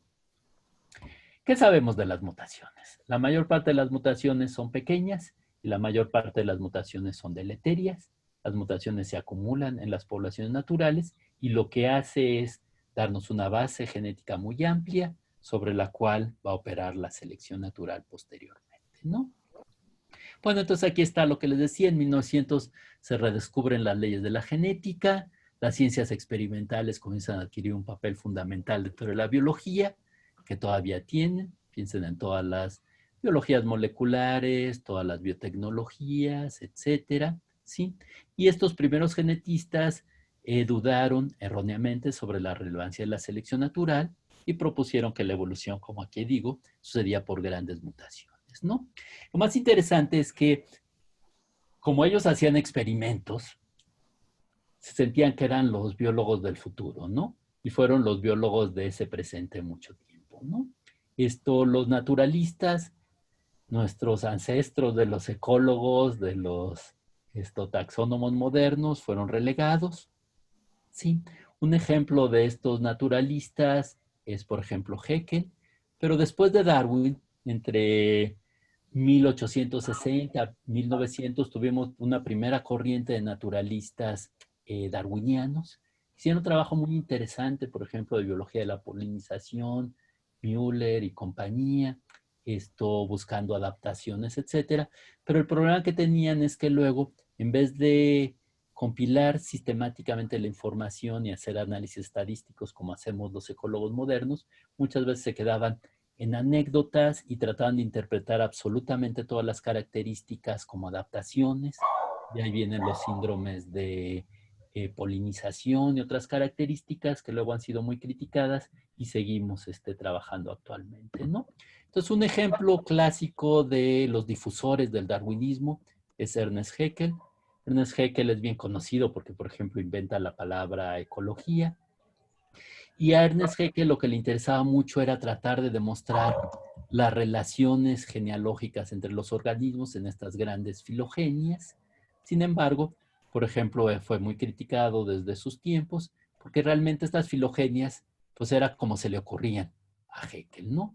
Tomó todavía otros 50 años a que se formalizaran los principios para reconstruir las filogenias con los primeros cladistas, Willy Hennig, y luego posteriormente con todos los datos moleculares, ¿no? Entonces, lo que sucede es que tenemos el descubrimiento de la genética, pero no sucede lo que creíamos, ¿no? Bueno, lo que yo me hubiera imaginado. Pues si teníamos una teoría tan bonita de la selección natural y de la evolución, muchos datos de historia natural, y a Mendel lo que debería suceder es la primera síntesis, ¿no? Juntar a Darwin con Mendel y obtener lo que ahorita llamamos de la genética de poblaciones. Tomó todavía como 30 años del descubrimiento el redescubrimiento de las leyes de Mendel a que sucediera la síntesis. El primero que trabajó con estas ideas fue Fischer, ¿sí? Y ahorita les voy a platicar un poco más del famoso artículo de Fischer, que hace unos años, un par de años, se cumplió el centenario de que Fischer desarrolló su artículo en el cual demuestra que la genética que ahorita llamamos cuantitativa y la genética mendeliana eran compatibles y que ambas podían explicar o comenzar a explicar el proceso evolutivo.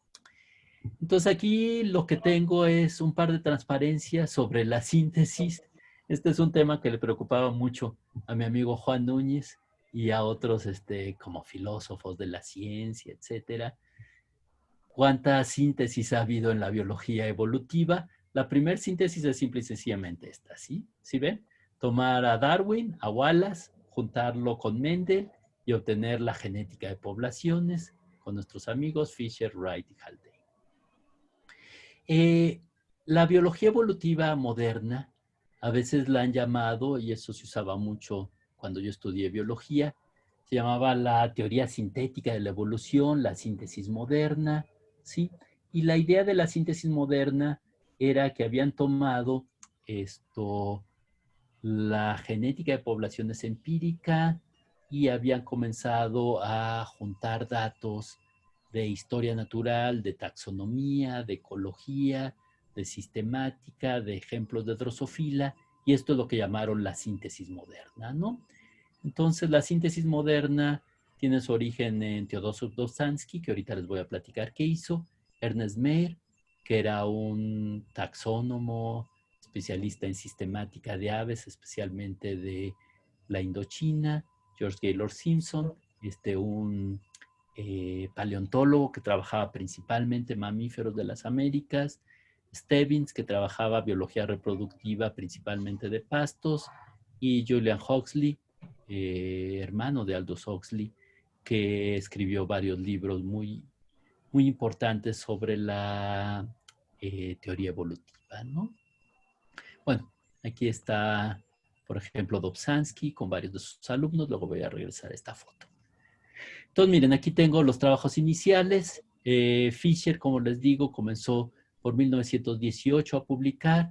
Tiene cosas más sobre evolución desde el 22, pero su libro importante es de 1930, ¿no? J.B.S. Haldane, que comenzó a publicar artículos desde el 24, pero su libro importante es del 32. Y Sewall Wright.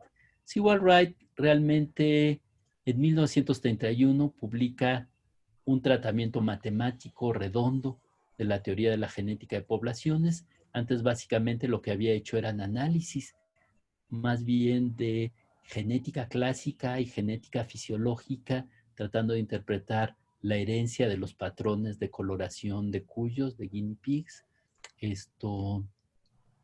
Y lo interesante es que después de 1932, como van a leer en el libro de Hedrick, pues ya estaba básicamente toda la teoría de la genética de poblaciones. Los siguientes que hicieron genética de poblaciones teórica, lo que hicieron fue afinar distintos temas, desarrollar algunos métodos, etcétera. Pero la paradoja es que hasta 1966 no comenzaron a obtenerse los datos empíricos. Entonces pasaron otra vez todavía otros 30 años en los cuales teníamos, como dice Lewontin en un libro, una máquina extraordinaria, increíblemente perfeccionada, que a veces alguien lograba encontrar algo de material, echarlo a la máquina, demostrar que la máquina estaba perfecto, funcionaba increíble, pero no teníamos qué hacer con ella, ¿no? Paradójicamente, después del 66, en pocos años, casi se nos atasca la máquina de tantas cosas que le echamos y que le seguimos echando y sigue funcionando de manera increíble, ¿no? Y esas cosas que le echamos es otra vez los datos de variación genética dentro y entre poblaciones de todo tipo de especies, ¿ok?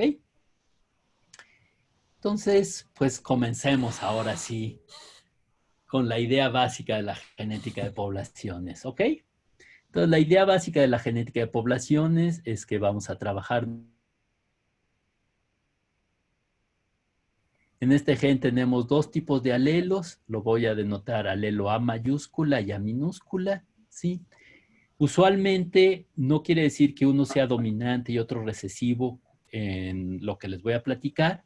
Prefiero esta nomenclatura a otras porque es más fácil distinguir el alelo A mayúscula de la A minúscula que otras nomenclaturas donde utilizan A1, A2, A3 o A asterisco o A coma, etcétera, ¿no? Entonces tenemos dos alelos en un solo gen, ¿ok? Entonces estos dos alelos son dos formas de un mismo gen que puede ser, si se imaginan, un gen que codifique para el color de un organismo, peces rojos, peces blancos, o puede ser simple y sencillamente una isoenzima que corra más rápido o más lento en un gel, o puede ser un SNP particular o una secuencia de DNA particular que tenga una diferencia en un sitio. Aquí tenemos adenina y en el otro que podríamos tener timina si quieren, o lo que fuera, ¿no?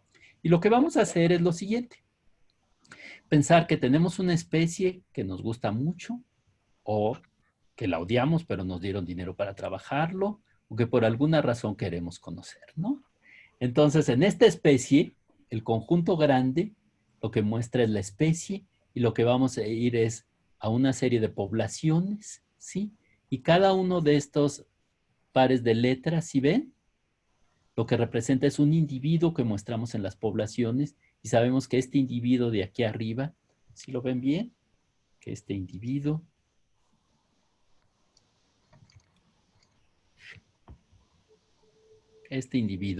¿sí? Es heterócigo, que este individuo es homócigo a minúscula, a minúscula, ¿sí? Entonces, si ven, esta es la idea básica, que vamos a muchas poblaciones, colectamos los bichos, los echamos a nuestro aparato y nos sale los genotipos de todos los bichos. En algunos casos se me desconfigura un poquito, pero este es un homócigo a minúscula, un heterócigo, etcétera, ¿sí? Entonces, en este caso tenemos 1, 2, 3, 4, 5, 6 poblaciones. Hay unas poblaciones más grandes, otras más chicas, ¿sí? Y en cada una de estas poblaciones vamos a contar cuántos individuos tenemos homózigos, cuántos heterócigos, cuántos homózigos a minúscula. Y de estos datos vamos a calcular la P, que es la frecuencia del alelo a mayúscula, ¿ok? Y la Q, que es la frecuencia del alelo a minúscula, ¿sí? Entonces, estas son las famosas P's y Q's, que son las frecuencias alélicas con las que vamos a trabajar. Y vean que se puede calcular las P's y Q's dentro de cada una de las 5 poblaciones, ¿sí? Pero también nos podemos imaginar que nos olvidamos de las poblaciones y calculamos la P y Q global para toda la especie, ¿sí? Entonces, lo que queremos ver es qué tan distintas son las P's y Q's en cada una de esas poblaciones, y entonces lo que haría distintas fuerzas evolutivas, por ejemplo, la deriva génica, lo que haría es que vayan cambiando las P's y Q's en cada población y va a cambiar más intensamente entre más pequeña sea la población, entre más grande va a cambiar menos por deriva génica, y aquí puse flechas, y la idea es que puede haber flujo génico entre distintas poblaciones, y así según los individuos que entren y de cuál población, si entran muchos individuos, lo que se va a mantener son las frecuencias alélicas prácticamente idénticas o idénticas si hay mucho flujo génico, y al revés, si hubiera mucha diferenciación por deriva génica, pues también que fueran muy distintas, ¿no? Lo interesante es que la diferenciación puede estar dado, como ya les dije, por el azar, por deriva génica, pero puede estar dado también por la selección natural. Entonces, si los bichos viven en distintas condiciones, a lo mejor vamos a tener algunas poblaciones que tengan más A mayúscula y A minúscula, y entonces la idea eventualmente va a ser analizar no uno, sino muchos genes y comparar cuáles se parecen entre las poblaciones y cuáles son muy distintos, ¿no? Y esto es el corazón de muchas pruebas, como les decía, de selección natural. ¿Sí? ¿Vamos bien? Entonces ahorita ni se me preocupen del todo, porque esta figura y estas ideas vamos a regresar en cada clase, ¿no?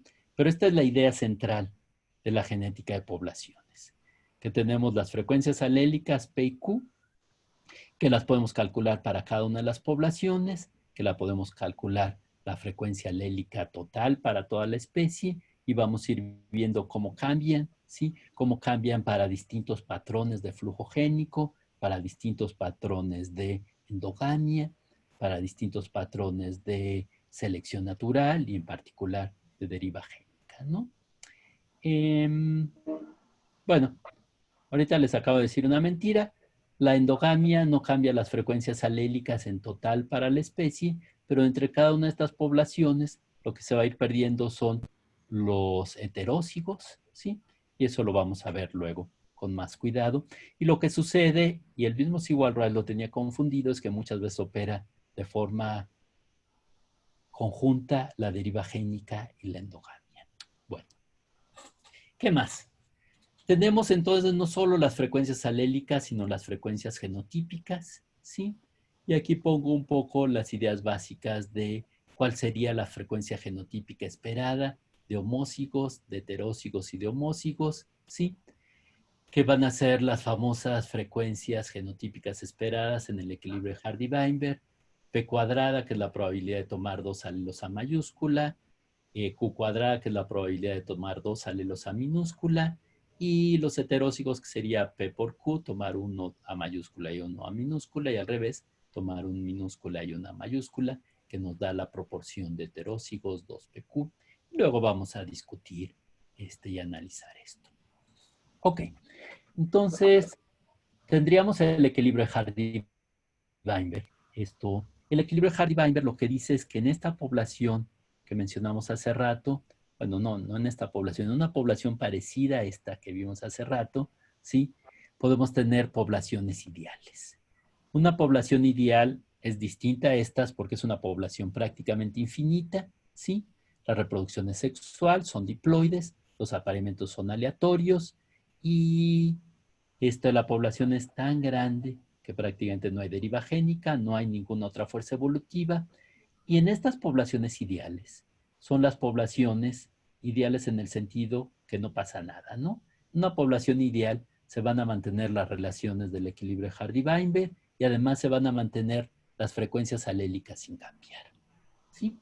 Entonces, una población en equilibrio de Hardy-Weinberg es una población donde no hay evolución, donde no pasa nada, y por eso lo utilizamos en nuestro curso, porque este es como el modelo nulo que pasa cuando no pasa nada en la población ideal, cuando vamos a ver qué sucede cuando la población es finita, no es muy grande, tenemos deriva génica, qué pasa cuando tenemos algo de clonalidad, asexualidad, etcétera, que son otras fuerzas evolutivas, qué pasa cuando tenemos tetraploides o haploides, qué pasa cuando los apareamientos no son al azar, qué pasa cuando un alelo deja más copias que los otros, que es la selección natural, y cómo interactúan entre ellos, ¿sí? Entonces, Dobzhansky en sus libros, por ejemplo en el de 41, definía evolución de la forma más radicalmente reduccionista posible, ¿no? La evolución es el cambio en las frecuencias alélicas en el tiempo. Entonces, para que suceda evolución, ¿qué debe de suceder? Que no se cumpla el equilibrio de Hardy-Weinberg, ¿sí? Si no hay Hardy-Weinberg, tenemos algo interesante. Entonces, el equilibrio de Hardy-Weinberg es la parte aburrida, tan aburrida que ni siquiera es evolución, y cuando no se cumple este equilibrio, tenemos la parte interesante, que es cuando comienzan a cambiar las frecuencias alélicas, y de hecho cuando también comienzan a divergir cada una de las poblaciones entre sí. ¿Sí? Las fuerzas alélicas las podemos concebir como cada una de los procesos que hace que no se cumpla el equilibrio de Hardy-Weinberg, ¿no? Entonces, la deriva génica es simple y sencillamente la consecuencia que las poblaciones son finitas y entre más chiquitas vamos a tener más deriva génica. Ahorita les voy a enseñar un poco más. La selección natural, lo que sucede es que no todos los alelos son igualmente eficientes, unos dejan más copias que otras, y este es el principio de la selección natural. Para que se cumpla la población ideal, las poblaciones deben de estar aisladas y que no se convierta un alelo en el otro, ¿sí? Si no están aisladas, va a haber migración y entre más migración vamos a tener más variación genética, menos deriva génica, pero también podría estar eliminando procesos adaptativos si llega muchísima migración, ¿no? Imagínense que las poblaciones están adaptadas unas a mucho calor, otras a mucho frío. Si llegan a las de mucho frío, muchísimos bichos adaptados al calor, pues te van a sacar de la adaptación. Posiblemente podrían hacer hasta que se extinga la población, ¿no? La mutación que un alelo se convierte en otro. Ahora hay otros procesos evolutivos. Por sí sola no cambia las frecuencias alélicas, pero sí hace que cambien las frecuencias genotípicas, que haya menos heterózigos, ¿no? Y la recombinación, que son las relaciones entre los distintos genes, y si hay muy poca recombinación y los genes están fuertemente ligados, selección en parte de un gen, ¿sí? O en parte de un cromosoma, ¿sí? Por ejemplo, en el cloroplasto va a hacer que se pierda toda la variación en el resto del cloroplasto o la mitocondria, y esto puede ser muy importante y es absolutamente crítico en los modernos estudios de genómica evolutiva. ¿Ok?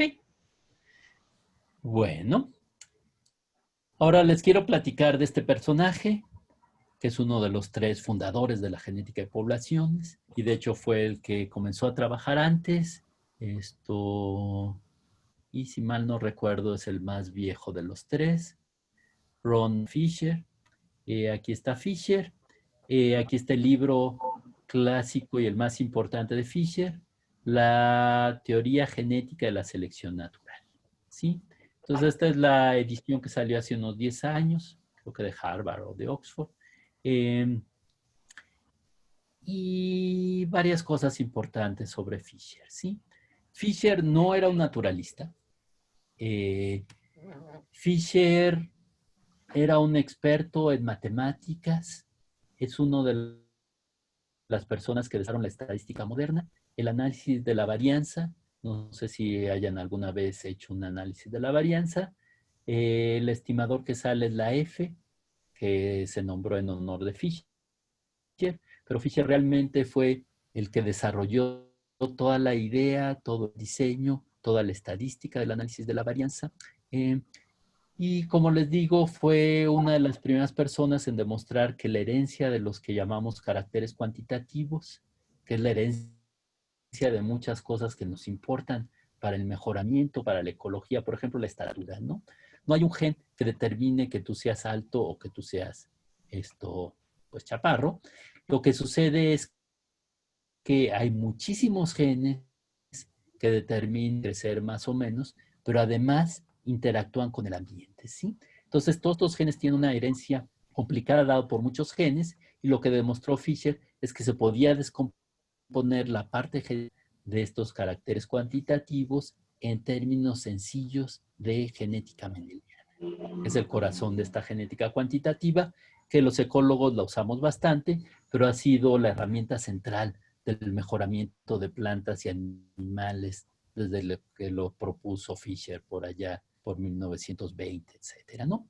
Ahora, Fisher lo que sí tenía era muy buenos contactos con distintos biólogos, esto platicaba mucho, asesoraba a distintos ecólogos, y él llegó a la conclusión que aunque existían las otras fuerzas activas, la selección natural era la fuerza más importante.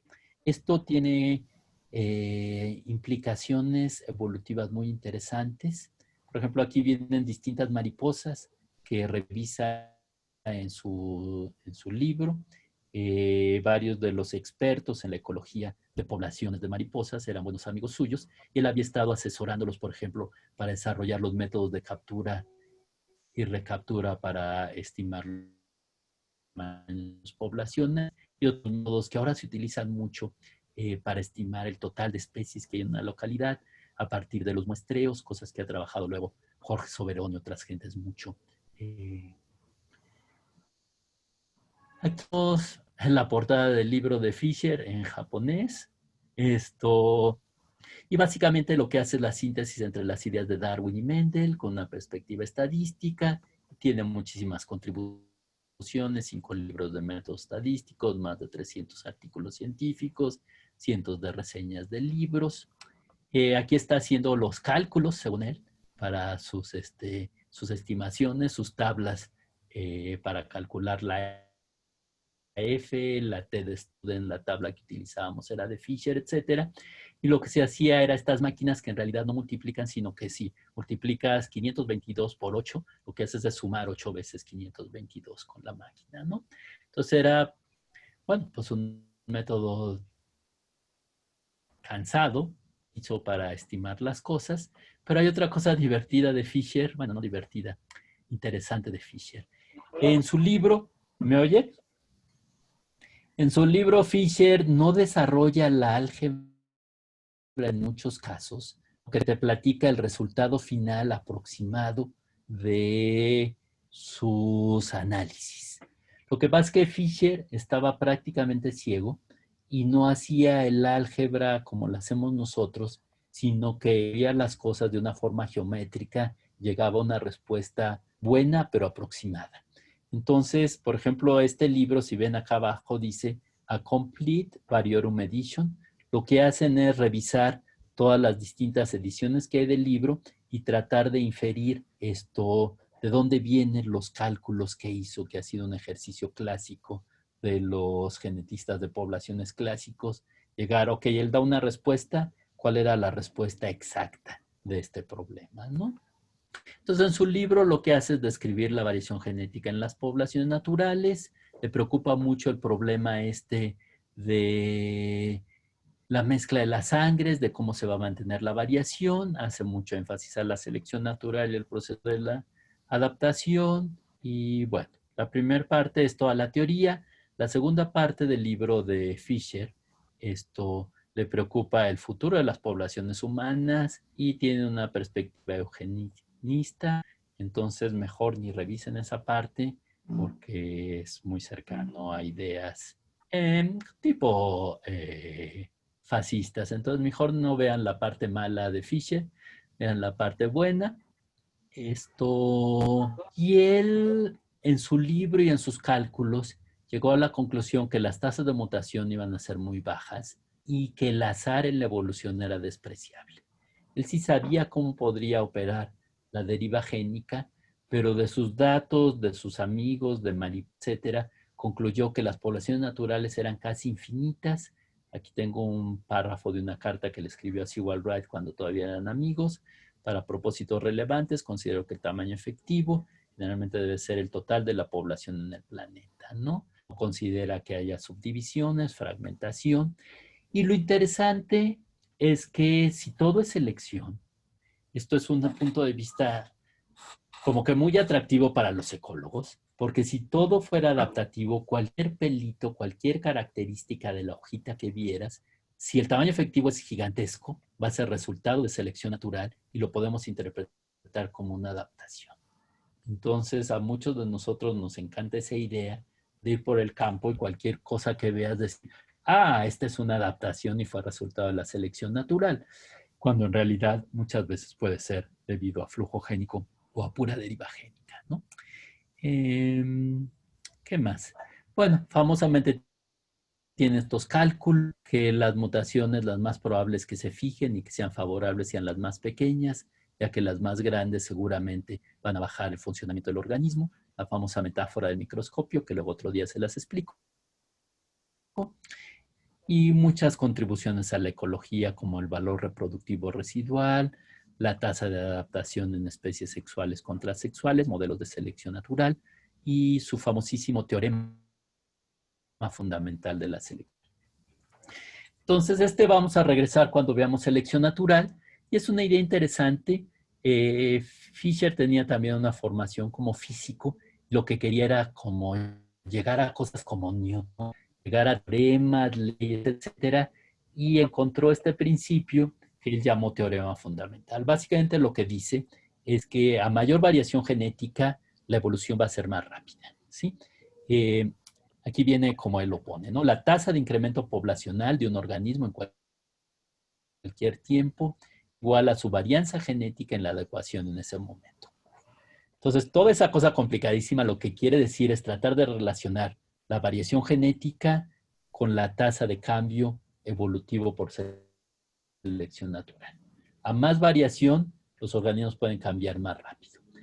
Entonces, no solo liga la idea darwiniana que se necesita evolución, sino demuestra matemáticamente que a mayor variación puede adaptarse más rápidamente un organismo a un cambio ambiental. ¿Sí ven?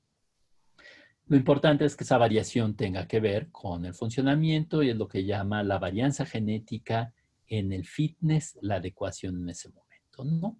El fitness, la adecuación, es una medida de que también funcionan los organismos. Lleguemos a selección natural, lo vamos a definir de una forma más cuantitativa. ¿Ok? Entonces, esa es una de sus contribuciones.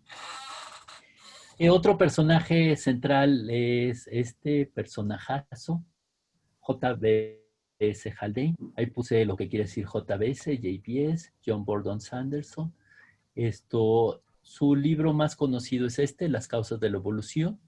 Las causas de la evolución es un libro interesante porque no viene básicamente una fórmula en el libro y al final viene como apéndice matemático los artículos que publicó donde venían las cuentas, ¿no? Entonces, Haldane era un gran difusor de la ciencia. Durante muchos años escribió, creo que semanalmente, una columna para el periódico Daily Worker. El Daily Worker era, a lo mejor sigue saliendo, el periódico del Partido Comunista Inglés. Él era un comunista muy activo. Aquí está dando un disco a los miembros del partido, ¿sí? Y esto en sus famosos ensayos tiene cosas muy interesantes. Por ejemplo, él descubre la teoría del origen de la vida, el caldo primigenio, ven que a veces lo llaman la sopa de Haldane. Haldane lo describió, pero en uno de sus ensayos, junto con muchas otras ideas. Le interesaban mucho aspectos de fisiología. Él desarrolló las primeras tablas de decompresión para los buzos. Esto desarrolló todo tipo de aparatos, pues para tratar de Benz, los problemas de la decompresión de los buzos. Y en sus tiempos libres, pues también estudiaba evolución, ¿no? Famosamente abandonó Inglaterra después que Inglaterra invade el canal de Suez, y se fue a vivir a la India, donde desarrolló investigación interesante y donde murió ahí en 1960. El punto de vista de Haldane de la evolución es muy interesante porque él no cree como Fisher que todo sea adaptativo, pero tampoco cree como las versiones originales de Sewall Wright que todo sea azar, sino que cree, es una visión más moderna, que la evolución es algo intermedio y que en algunos casos es adaptativa, en otros es aleatorio, y desarrolló varios métodos para cuantificar, por ejemplo, selección natural y otros procesos que Fisher y Wright realmente no desarrollaron. Entonces da buenas bases para el estudio empírico de la genética de poblaciones. Es uno de los primeros que ve, por ejemplo, el caso de Viston betularia, que aquí tengo, etcétera, ¿no? Entonces, en 1924 comienza una serie de artículos que vienen de las clases que daba en Cambridge, el tiempo que fue profesor, bueno, reader en el Trinity College. Y por ejemplo, pues desarrolló un método que ahorita les platico con más detalles. Posteriormente, en el 57, desarrolló la teoría del costo de la selección. El costo de la selección es una idea interesante y es el número de individuos que dejan de reproducirse o que tienen que ser eliminados por selección natural para que se pase de un alelo que sea muy raro a que se fije. ¿Sí se imaginan? Entonces, primero el alelo surge por mutación y se tiene que ir dejando hijos y los otros alejando menos copias. Y para que un alelo sea completamente reemplazado en una población, se requiere que se elimine un número de organismos que van entre 10 a 30 veces el tamaño efectivo de las poblaciones. Entonces, es interesante, porque si quisiera hacer un cambio muy rápido en las frecuencias alélicas, tendrían que morirse tantos bichos que no lo puede soportar una población. Entonces, esto es lo que limita la velocidad del proceso evolutivo y como van a ver, luego algunos casos de cambio molecular sucede demasiado rápido para que pueda ser explicado totalmente todos los genes por pura selección natural. Seguramente el cambio se debe tal vez a adherir muchos de estos genes, ¿no? Entonces desarrolla muchas ideas, desarrolla los métodos estadísticos. Y el último personaje es Sewall Wright. Sewall Wright desarrolló sus ideas, como les digo en este artículo, Evolution in Mendelian Populations. Trabajó en Chicago casi toda su vida y posteriormente se retiró a la Universidad de Wisconsin. Aquí está la portada del artículo, Evolution in Mendelian Populations. Salió en esta famosa revista que todavía existe, donde yo nunca he publicado, pero todavía sale, Genetics. Esto es un artículo gigantesco. Si ven ahí las páginas, es como de 60 cuartillas o más ya impreso. Y en el 32 publicó otro artículo donde lo que hace es explicar en términos más sencillos los elementos más importantes de su modelo del proceso evolutivo, en particular un modelo que llamó el shifting balance, de los cambiantes, de los balances cambiantes. Y aquí está una de las figuras clásicas de su artículo que lo que trata de mostrar es cómo cambiarían si tuvieran muchas réplicas de un montón de poblaciones cuando el flujo génico es muy grande, la migración es igual a 4 veces el tamaño efectivo de la población, y qué pasaría cuando el tamaño efectivo esto es muy pequeño, hay muy poca migración entre las poblaciones. Lo que sucede es que lo que tendríamos es que se fija para uno u otro de los alelos. Luego voy a regresar a explicar mejor estas gráficas, pero lo que estaba viendo desde el principio era cuáles eran los balances en la distribución de las frecuencias alélicas cuando había mucha deriva génica o poca, cuando había mucho flujo génico o poco, ¿no? Algo interesante de Seward Wright es que era el asesor en muchos de los proyectos de Dobzhansky. Dobzhansky famosamente fue a este congreso en Ithaca, le impresionó mucho la presentación de Seward Wright, aunque puso en sus memorias que no había entendido nada de la presentación, pero bien se veía que esta era la teoría evolutiva que él debía de aplicar, y ahorita regreso a platicarles más de Dobzhansky, ¿no? También trabajó con algunas plantas, que a mí me parece muy interesante, analizando datos de Oenotera organensis, Linanthus parry, esto por ahí de los desiertos de Mojave, luego les platico de sus estudios cuando lleguemos a esos datos, y posteriormente publicó entre 1968 y 78 4 librototes que se llaman Evolution and the Genetics of Populations. Esto están por ahí en la biblioteca del instituto. A mí me impresionaban mucho porque además los vendían baratísimos. Y yo típico porque me parecían demasiado técnicos. Entonces, bueno, por ahí el doctor Piñero sí tenía copias y por eso yo estaba contento con eso, ¿no? Continuó publicando hasta por 1988. De hecho, muchos de mis amigos lo conocieron en algún congreso de evolución que hubo, creo que en Tucson.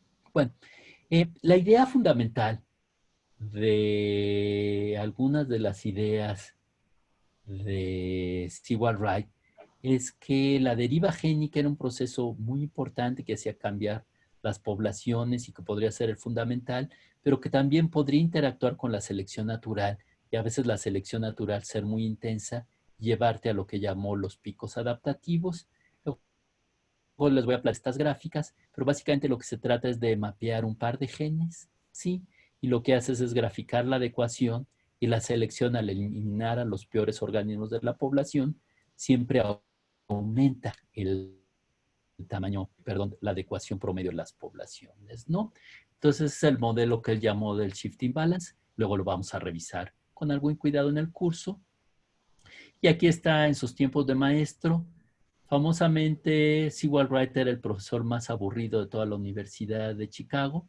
Y a veces se quedaba él dormido en sus propias clases, o a veces se pasaba 5 minutos apuntando cosas en el pizarrón y pensando. A veces se le olvidaba que estaba enseñando cuyos y los usaba de borrador, etcétera. Entonces no tuvo tantos alumnos como uno esperaría de alguien que posteriormente se considera como uno de los fundadores de la biología moderna, ¿no? Entonces aquí está su artículo, 60 hojas publicadas. Es un artículo súper denso. No se lo recomiendo que lo lean. Bueno, lo pueden bajar. Está disponible en el JSTOR y en el sitio de Genetics que lo tienen. Sí, pero lo que trata es de cada una de las fuerzas evolutivas. Sus análisis no son iguales de los que vamos a ver en el curso. Lo que trata es de llegar a resultados sintéticos, como los de esta figura, que tratan de mostrar el equilibrio, el balance entre migración y deriva génica. Y de hecho, la teoría neutra de Kimura lo que hizo fue buscar el equilibrio no entre deriva y migración, sino entre deriva y... Aquí está el diagrama que venía en su famoso artículo de 1932, donde trata de mostrar que puede haber distintas combinaciones y los más tratan de mostrar las combinaciones de mayor adecuación y los menos, las combinaciones con menor adecuación, ¿sí? Y esta es una de sus figuras clásicas, que luego vamos a regresar ahorita no tiene mucho caso verla, donde muestra cómo sería la distribución de frecuencias alélicas si hay más mutación o menos selección, la distribución de las frecuencias alélicas si hay más selección, qué pasa cuando cambia el ambiente, modelos estilo que lo ahora llamamos reina roja, qué pasa si hay mucha endogamia y especialmente mucha deriva génica, qué pasa si hay menos deriva génica y qué pasa si la especie está formada, como ahorita les mostré, por un montón de poblaciones conectadas por flujo génico. Entonces, básicamente la idea de estos diagramas es que la selección te lleva a los puntos con un más, que serían los nuevos los picos adaptativos, y la idea es cómo llegar de un pico adaptativo al otro, y si hay pura selección, la selección entre más intensa te mantiene en esa adaptación. Si el ambiente cambia, pues entonces va siguiendo por selección natural esta topografía que va cambiando, y lo que hace que explores la topografía adaptativa sería la deriva génica, y entre más intensa sea la deriva génica, cambian más rápidamente los genes. Entonces, bueno, pues estas eran las ideas básicas, y bueno, pues ya habíamos platicado de la selección natural, y lo que quería era platicar un poquito más de selección natural, muy brevemente.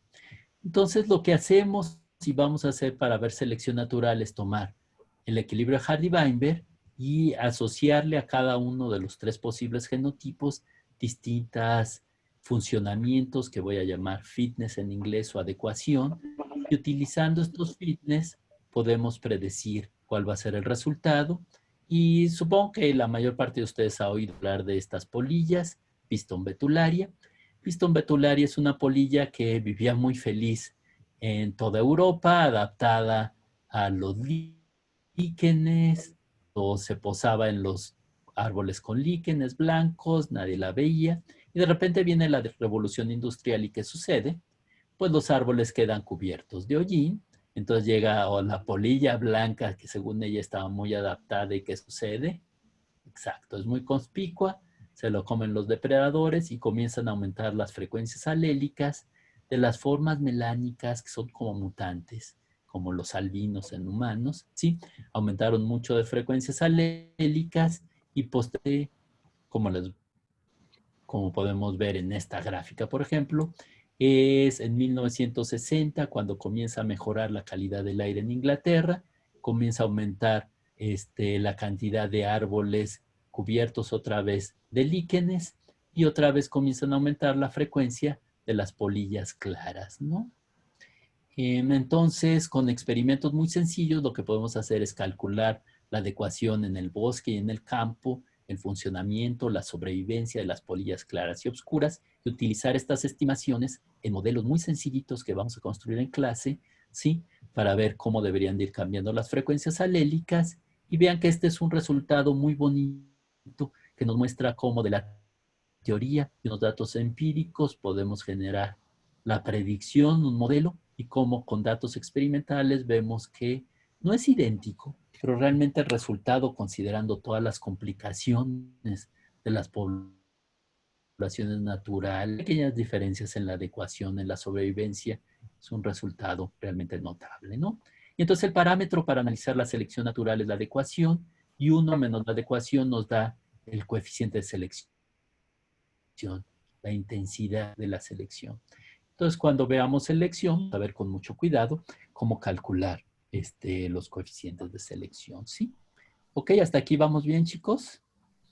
Entonces, en esta figura lo que muestro es cómo cambia la frecuencia de las polillas melánicas, bueno, en un año particular, ¿sí? De las ciudades de polillas melánicas hacia el campo, ¿no? Entonces, tenemos también lo que a veces llamamos un comportamiento clinal. Lo que quiere decir es que las adecuaciones seguramente van cambiando a lo largo de este gradiente, y por flujo génico tenemos además estos puntos intermedios. Entonces, esta es parte de la genética de poblaciones empírica, y vean que en este caso lo que hacemos es no un marcador genético directamente, sino lo que analizamos es un marcador morfológico. ¿Sí ven? ¿Hasta aquí vamos bien? ¿Alguna pregunta o comentario? Ok. Entonces voy a continuar. La selección natural no es una sola fuerza en realidad. Tenemos muchos tipos, variantes de selección natural. Podemos tener selección natural que sucede por sobrevivencia, diferencial o viabilidad, como lo llamé aquí. Podemos tener diferencias por selección sexual. La selección sexual no tiene que ver directamente con tu sobrevivencia, sino con el número, calidad de los apareamientos, qué tan atractivo le pareces al otro sexo, ¿sí? También podemos tener diferencias directamente en el número de gametos que produces, ¿sí? La selección puede actuar también a nivel puramente gamético, por ejemplo, espermatozoides que naden más rápido, granos de polen que crezcan más rápido. La selección también puede cambiar las adecuaciones dependiendo de qué tan común es un gen, dependiente de la frecuencia, o pueden cambiar las adecuaciones para cualquiera de estos parámetros con función de cuántos individuos hay en la población, la densodependencia, que los que hayan llevado ecología de poblaciones, ecología clásica, sabrán que es un parámetro central. Tenemos otros tipos de selección, por ejemplo, la selección que elimina, si esta es, por ejemplo, una distribución, como les platicaba, la estatura, si la selección elimina a los individuos muy chaparros y los muy altos, lo que tenemos es una selección estabilizadora, que lo que va a hacer es producir distribuciones menos dispersas, ¿sí? O la selección direccional, como en el caso de Viston betularia, donde se va eliminando algún tipo de organismos, como les mencionaba, los animales de pico muy chiquito, los diones muy lentos, y lo que vamos teniendo es un cambio en una dirección, por eso se llama direccional. O lo que le preocupaba, por ejemplo, a Kimura, la purificadora, la selección que elimina la mayor parte de los mutantes en la población, lo que hace es mantener cierto tipo de variación genética, o la selección disruptiva, que lo que hace es que se elimina la forma más común y lo que se puede obtener son curvas más planas, platicúrticas, o se pueden obtener distribuciones con dos picos, y estos modelos y estos tipos de selección pueden ser importantes para explicar la diferenciación o la especiación, ¿no? Entonces, esto es el corazón de la selección natural, pero vamos a dedicar clases completas a entender mejor qué sucede, ver cómo interactúa esto con los fenotipos posibles, los tipos de herencia. Y la deriva génica. La deriva génica es un proceso evolutivo más difícil de intuir. Podemos decir que esta sí fue descubierta por Sewall Wright, así como Darwin y Wallace descubrieron la selección natural, aunque ahí estaba. Sewall Wright se le ocurre que es porque las poblaciones son finitas, vamos a tener cambios en las frecuencias alélicas y que esto va a ser más intenso entre menor sea la población. Entonces, miren, es difícil luego de imaginarse qué hace la deriva génica, pero imagínense que en vez de genes, lo que tenemos es algo fácil de imaginar, ¿no? Canicas en un frasco, ¿sí? Entonces, imagínense que tenemos la mitad de las canicas blancas y la mitad de las canicas negras. La frecuencia alélica de las canicas, cada una representa un alelo, sería 0.5. Y lo que hacemos es sacar poquitas canicas. Aquí lo que estamos sacando es n igual a 9, o sea, 18 canicas porque son diploides. Y vean que podemos tener cambios en las frecuencias alélicas. Imagínense que ustedes van a sacar las canicas, pero que solo vamos a sacar 4, 2 individuos, ¿no? Entonces, ¿qué puede suceder? Puede suceder que saques 2 blancas y 2 negras, entonces se mantiene la frecuencia alélica de 0.5. Pero se imaginan que pueden ser 3 blancas y 1 negra, entonces las frecuencias habrán cambiado de 0.75 y 0.25, o podría ser que de pura chiripa sean 4 negras y 0 blancas. Entonces lo que sucedió es que se perdió la variación genética, y si con estas canicas regeneramos la siguiente generación, pues lo que va sucediendo, se dan cuenta, es que entre menos canicas tengamos, ¿sí?, los cambios en las frecuencias alélicas van a ser más violentos y eventualmente se llega a este punto o a este punto. Lo que quiere decir es que se perdió completamente la u otro de los alelos. Entonces, estos son los modelos tipo Sewall-Wright. Se pensaba que había muchas poblaciones. Estas daban una serie, bueno, de una población original teníamos muchas réplicas. Cada una de estas iba a ir divergiendo. Y lo que teníamos era dos cosas. Que van cambiando las frecuencias alélicas, se van volviendo las poblaciones más distintas, se va fijando uno u otro de los alelos, y al irse perdiendo la variación genética, pues lo que se va perdiendo es la medida de la variación genética, la heterocigosis, y aquí está una gráfica con unos pobres de cómo se va perdiendo la variación genética en su camino hacia la extinción.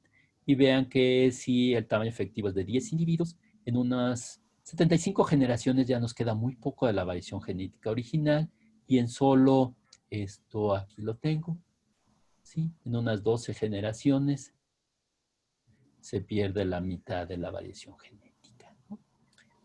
Ok.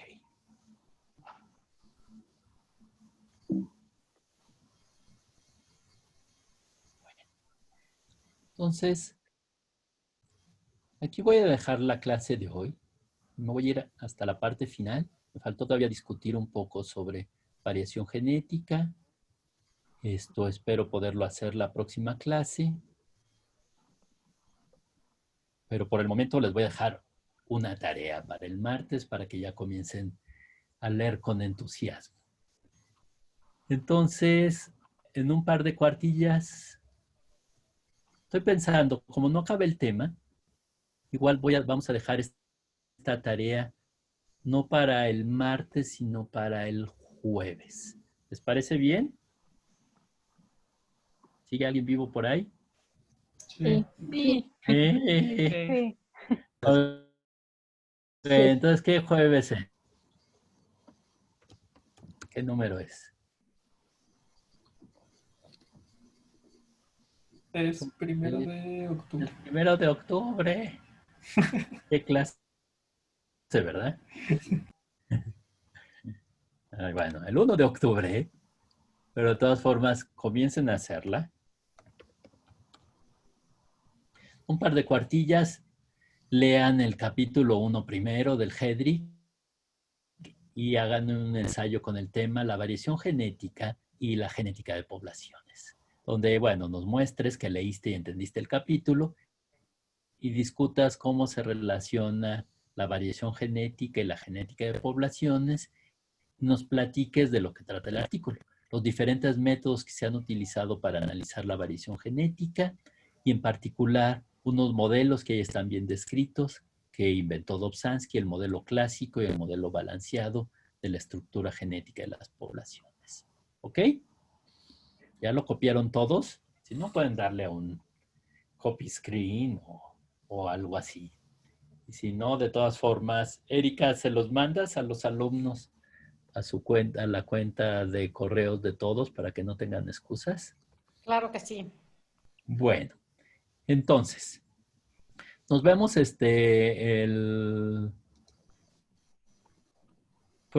próximo martes. Jaime también les quiere dar algunas instrucciones sobre toda la parte empírica del curso. Entonces, Jaime, luego checamos qué tanto das tú y qué tanto doy yo.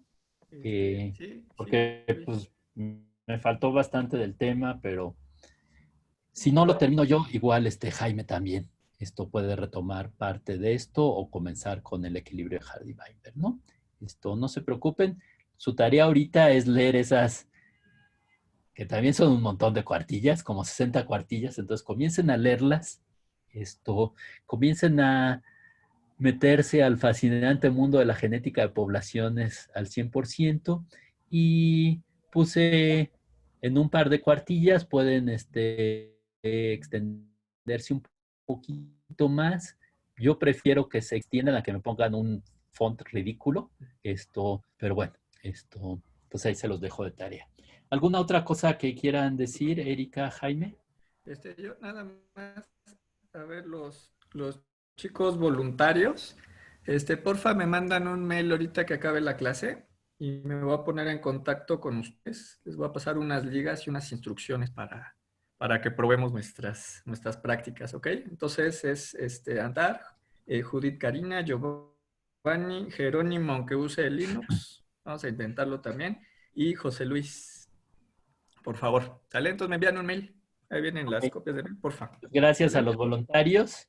Muchas Cualquier gracias. cosa le escriben a la cuenta. Erika nos va avisando de lo que vaya sucediendo. Y de cualquier forma, seguro nos vemos aquí en este cuenta de Zoom a las 3:30 el martes, ¿ok?